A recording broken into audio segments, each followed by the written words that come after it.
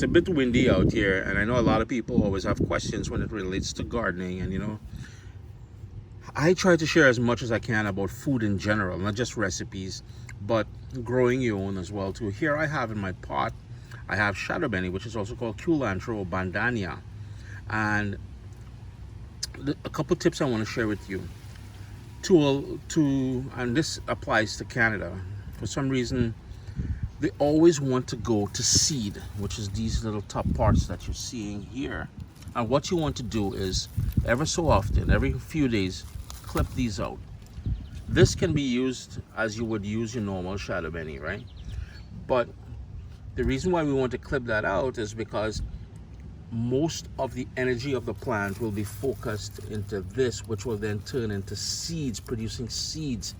That's just the nature of the plant. It will want to go to seed. If it goes to seed, you won't get all these lush leaves that you're seeing here.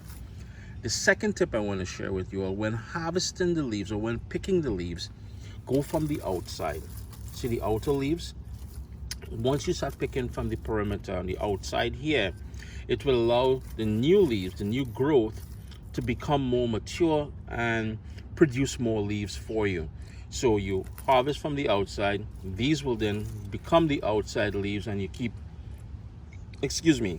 harvesting from there. So the two tips: remove the seed tops, unless late August into September, when the season is coming to an end, you can allow these to go to seed, and then that's how you're gonna have seeds for next year. And you can see how many times I've cut. So 1, 2, 3, 4, 5. That's how often it wants to go to seed.